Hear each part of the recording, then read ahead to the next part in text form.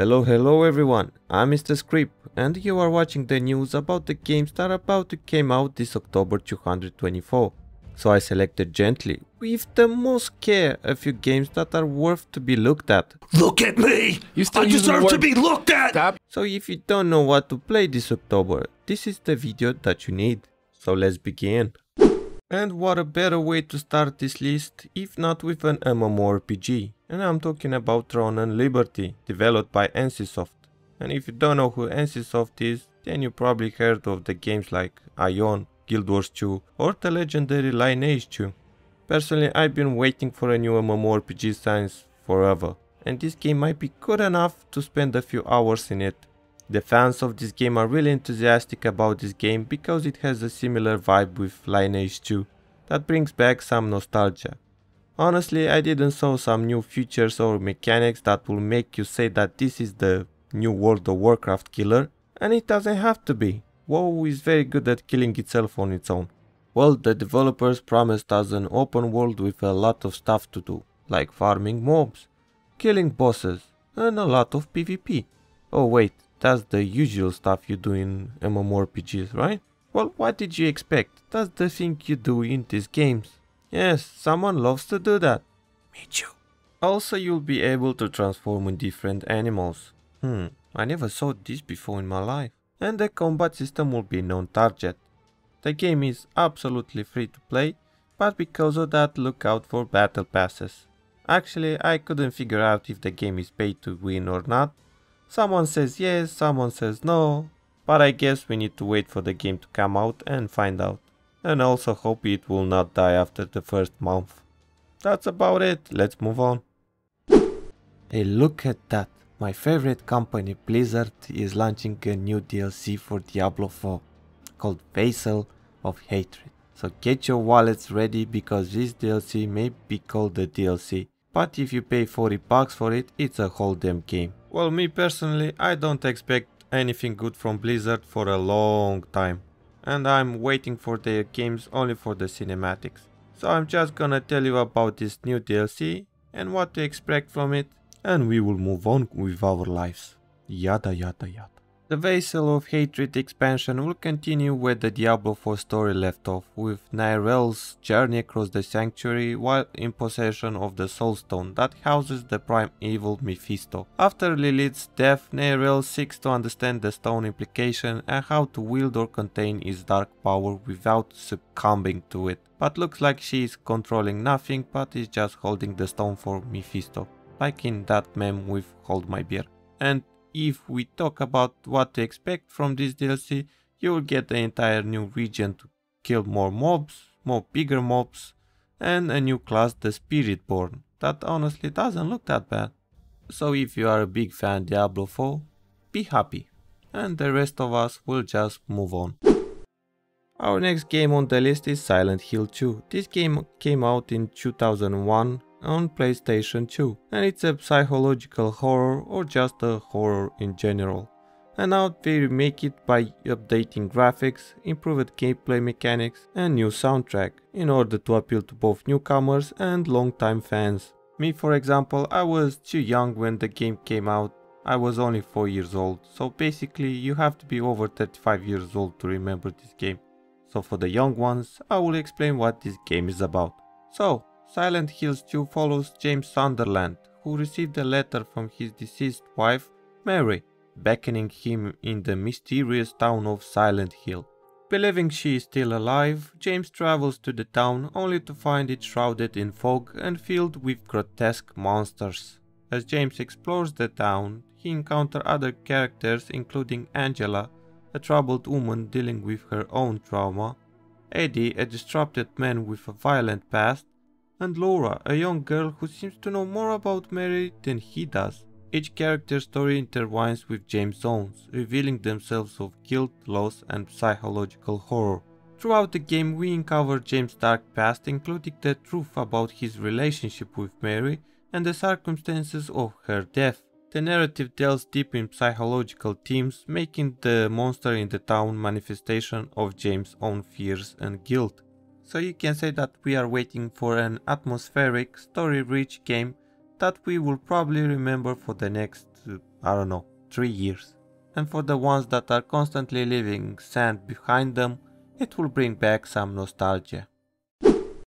Looks like this October is rich in horror games, so here's another one. A Quiet Place: The Road Ahead, which is a single-player first-person game where we will need to navigate in a post-apocalyptic world inhabited by blind, hostile extraterrestrial creature with enchanted hypersensitive hearing that honestly looks like flowers with sharp teeth. The game will tell us a story of a college girl, Alex Taylor, that has asthma. Oh man, that's tough. Am I a woman? Just kidding. Who alongside her boyfriend Martin. Oh man, she also has a boyfriend? Well, when you get attacked by a monster, you just can't tell them, excuse me, I actually have a boyfriend, so they will just leave you alone. Simple. You didn't thought about this strategy. So that's kinda about it. We will have to move silently everywhere we go in order not to get eaten. I would like to tell you more about this game, but I don't know more about it. So I guess we will have to wait for the release date. But until then, let's move on. Our next game in the list is Call of Duty Black Ops 6. Now, honestly, I don't know anything about Call of Duty. I never played it once in my entire life.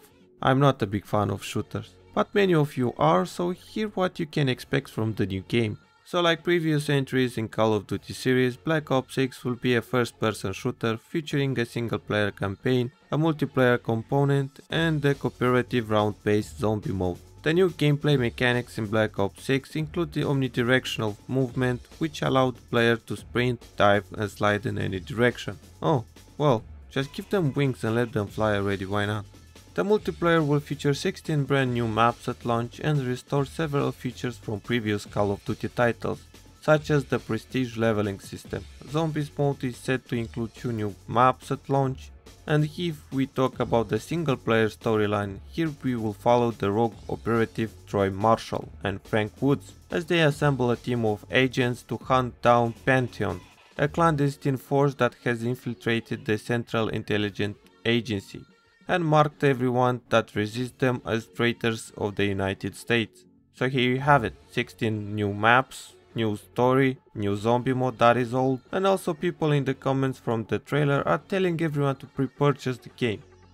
I wonder why. And that's kinda about it. Let's move to the next game. Our next upcoming game is Life is Strange Double Exposure, which is an upcoming episodic adventure game developed by Deck 9 that is a direct sequel to Life is Strange. Isn't it very strange? I keep losing my left sock and I can't find it anymore. Strange, right? The plot will focus on older Max Caulfield, discovering her supernatural ability to rewind time has instead evolved into the power to transfer her consciousness in other timelines.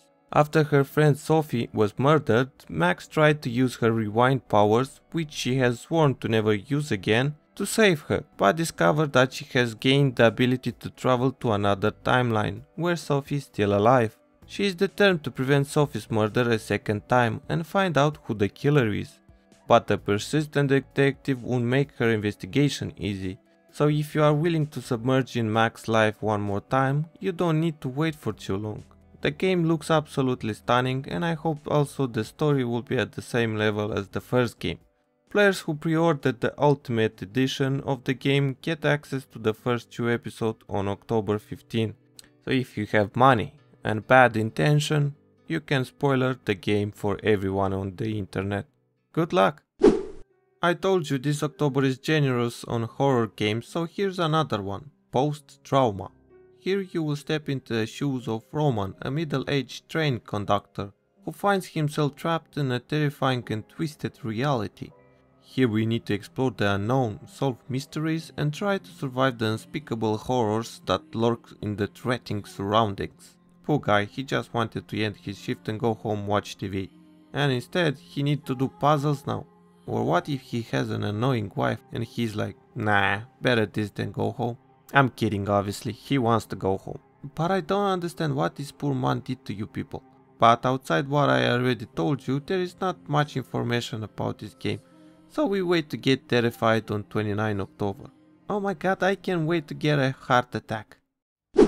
And we're gonna end this list with Dragon Age the Veilguard, which is a single-player fantasy action RPG, something like Baldur's Gate 3, but from the third person. The fourth major game in this Dragon Age franchise, the Veilguard, will be the sequel to the Dragon Age Inquisition. The game development began in 2015 and has been marked by lengthy delays, several fundamental changes in design, and high staff turnovers. The game was announced as Dragon Age Dreadwolf in 2022 and retitled to Dragon Age the Veilguard in 2024. Unlike Inquisition, the companions in Veilguard are described as pansexuals, as in Baldur's Gate 3, so watch out for that traps! There will be 7 companions option, however the combat system will also reduce the combat party size to 3. Instead of an open world design, Veilguard is a more linear storytelling game, so no open world for you. If we talk about storyline, the Veil has become unstable, leading to increasing chaos between the physical world and the Fade. We are invited to step into the shoes of a new protagonist, navigating a world filled with political intrigues, rising tension among factions. We also need to reunite the Veilguards and fight gods along the way, and also slay 1 or 2 dragons. And here my list ends. I hope you find a game or 2 to play this October, and if this video gets some views, maybe I will do more. Peace!